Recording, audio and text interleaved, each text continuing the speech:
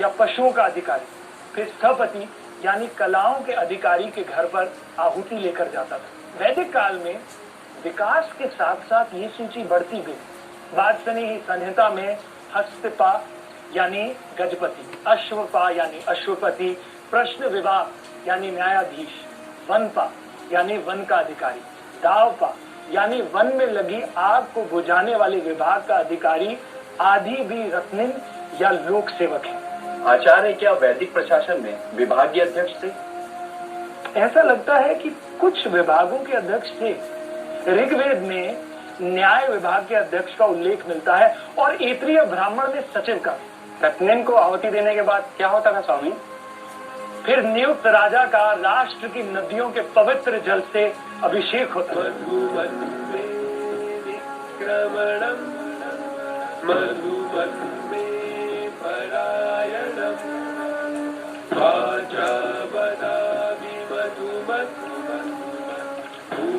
जन्म से लेकर मृत्यु तक मेरे द्वारा किए गए यज्ञ, मेरा जीवन, मेरे सत्कर्म, मेरी संतानें आप ले लें।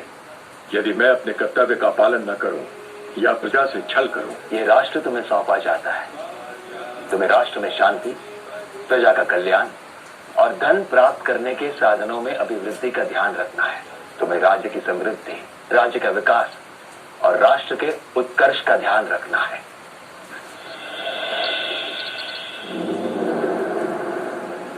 अपने लोक सेवकों को शक्ति और ऊर्जा दो। वे राष्ट्र को शक्ति और ऊर्जा देंगे। आज से तुम राष्ट्र के लोक सेवकों में शामिल हुए और उनमें तुम्हारा स्थान पहला होगा।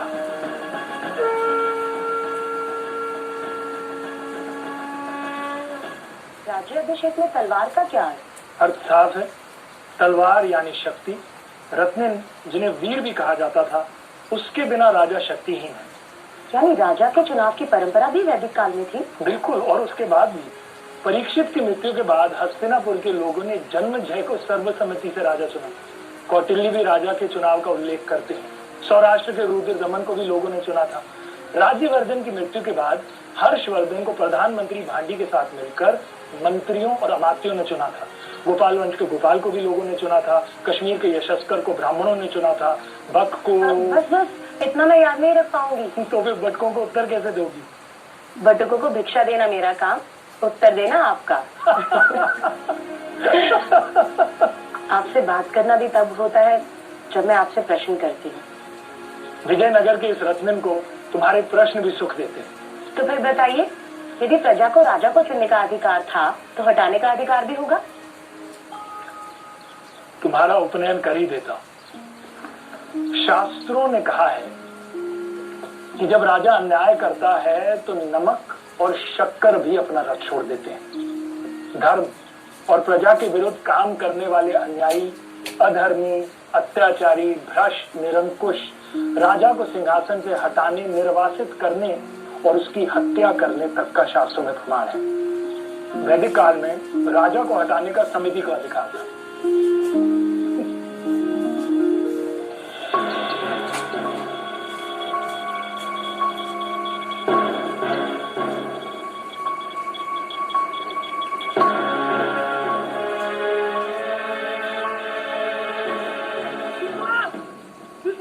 पिछला ग्राम में भाग दुख कर लेने आए हैं।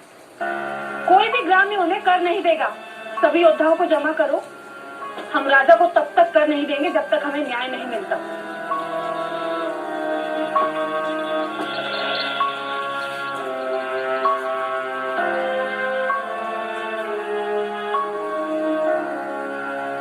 भाग दुख को रोकना, शासन में बाधा डालना है। राजा सेना भेजेंगे। भाग दो, राजा का भाग ही तो मांग रहे हैं। निष्फला, ये क्या मूर्खता है? मैं तुझे इसी समय सभा में उपस्थित होने का आदेश देता हूँ। मैं सभा के आदेश का उल्लंघन नहीं करूंगी, पर राजा का भाग लेने आए भागदूत ग्राम में नहीं आएंगे। फिर चाहे मुझे राजा उनके विरुद्ध जाने का दंड ही क्यों न दे।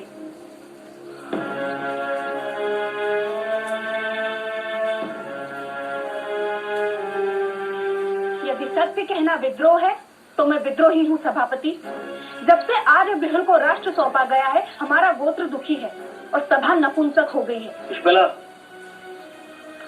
भगिनी स्वधा अपने भगोड़े पति को दंड दिलवाने के लिए सभा में घसीट कर लेकर आई थी। तब सभा ने क्या किया? मैं लेके आई थी उस भगोड़े को जो अब किसी और के साथ रह रहा है। उसे दंड देना तो दूर रहा, उल्टा गोप ने मुझसे ही वर्ष भर का घी ले लिया और मेरा बछड़ा भी। दिन दहाड़े लोगों को मार्ग में लूटा जा रहा है, घरों में चोरियां और डाके पड़ रहे हैं, स्त्रियां भयभीत हैं, हमारे कुत्ते रात रात भर जाग रहे हैं और गोप सो रहे हैं। अपराध की छानबीन के नाम पर दंडाधिकारी ग्राम से कर वसूल करते हैं और रात भर सोम पीकर जुआ खेलते हैं। कुल्पा और राजपति के हत्यारे आज तक नहीं पकड़े गए, पर ग्राम से कर लिया जा रहा है। लिया नहीं जा रहा, छीना जा रहा है। चोर और गोप एक साथ जुआ खेलते हैं और सभा मौन है। विश्वला, मैंने जनगोप और राष्ट्रगोप को सभी स्थितियां बताई हैं। इसीलिए यह ग्राम कर नहीं देगा, ताकि समिति के बहरे कानों तक हमारी आवाज पहुंचे। हम कर नहीं देंगे सभापति। विश्वला,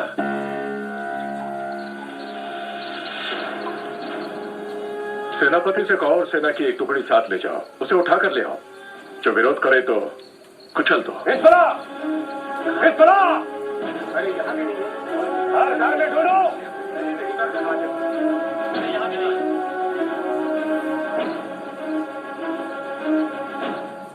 नहीं मिली, चरागाह गब्बे में ढूंढो, नदी पर ढूंढो, उसके माता पिता को बंधन में ले लो। कल रात ग्राम में कोई अतिथि आया था सभापति?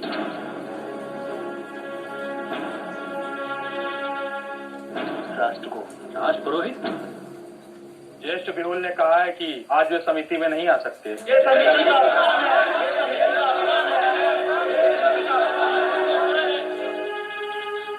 दूत, ज्येष्ठ से कहना समिति की हर बैठक में राजा का उपस्थित रहना अनिवार्य है। ये समिति राष्ट्र और राजा का संचालन करती है, राजा समिति का नहीं। धर्म, शास्त्र और समिति राजा से आज्ञा या अनुमति नहीं लेती। मैं राष्ट्रगोप समिति की ओर से उन्हें तुरंत उपस्थित होने का आदेश देता हूं।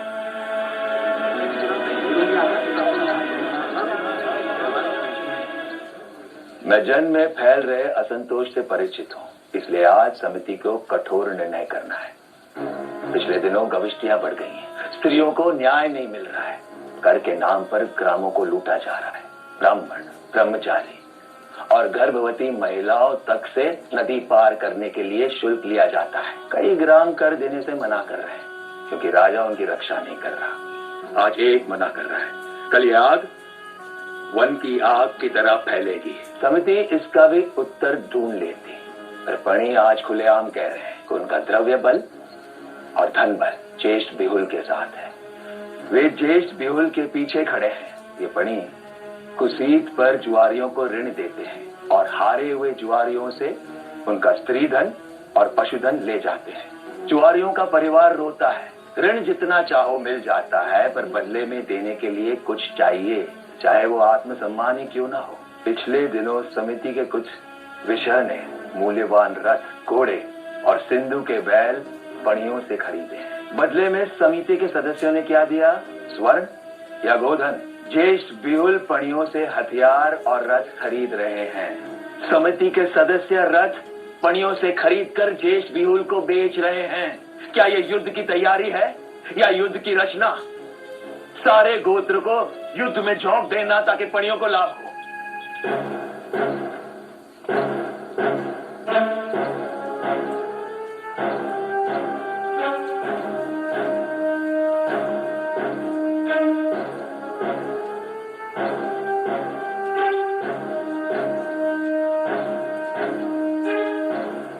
राष्ट्र को आप एक बात समझ लें, मैं इंद्र हूं, मैं ही धर्म हूं, मुझ पर किसी का शासन नहीं चलता। समिति और रत्न मेरे पीछे चलेंगे, मैं उनके पीछे नहीं। इसलिए मेरे प्रश्न का सीधा उत्तर दें, विश्वला कहाँ है? एक बात मैं भी स्पष्ट कर दूं ज्येष्ठ, धर्म पर किसी का शासन नहीं चलता, पर धर्म का शासन सब पर चलता है। अब ये समिति आपसे जानना चाहती है कि किसकी सलाह से आपने विश्वला के ग्राम में सेना भेजी थी। क्या आपके रत्नीन ने अपनी ही प्रजा के विरुद्ध सेना भेजने की सलाह दी थी? मैं वह जरूरी नहीं समझता। क्या ज्येष्ठ ने पणियों से स्वर्ण कुसीत पर लिया था? क्या आपने समिति की सदस्य को घूस दी थी? आप मेरे विरुद्ध षड्यंत्र कर रहे हैं राष्ट्र को। मैं उन पढ़ियों और समिति के उन सदस्य को आपके सामने प्रस्तुत करूं? स्त्री पर अत्याचार करने वाला, उनका अपमान और असम्मान करने वाला जन का गोप कभी नहीं हो सकता।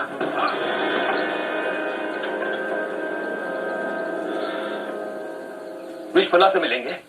विश्वला!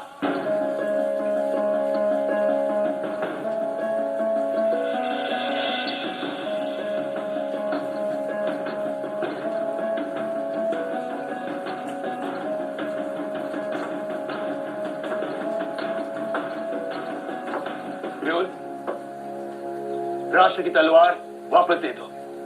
ये तुम्हारे हाथों में शोभा नहीं देती।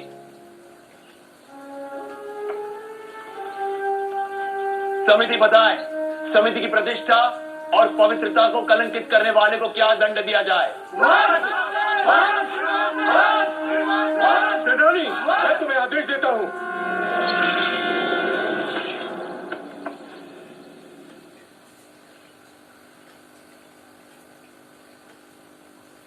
समिति जिसे योग्य समझे उसे जन गोप नियुक्त करे। सुभाष! सुभाष!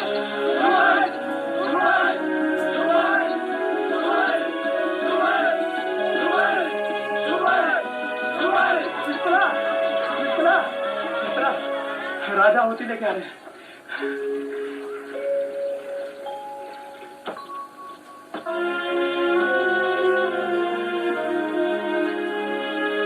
मेरी रत्निन बनो, ताकि कई विश्वलाएं खेला के युद्ध में रथों की दौड़ में भाग लें और राष्ट्र की मंत्री बने।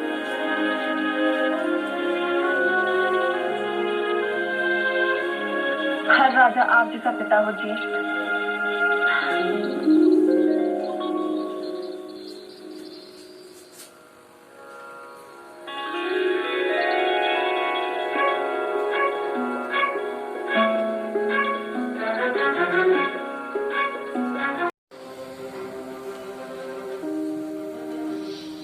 हिंदुस्तान एक ऐसा मुल्क है, अनेक प्रकार के लोग रहते हैं, बहुत से अलग अलग मजहब है, अलग अलग जाति है और अलग अलग हमारा पोशाक है, अलग अलग हमारी जबान है। ऐसा कोई मुल्क दुनिया में नहीं है। हमारा काम ये है कि हम हिंदुस्तान में कोई भी प्रांत के हैं, हम हिंदुस्तानी हैं और हमारा प्रथम कर्तव्य हिंदुस्तान की हिफाजत, हिंदुस्तान की रक्षा।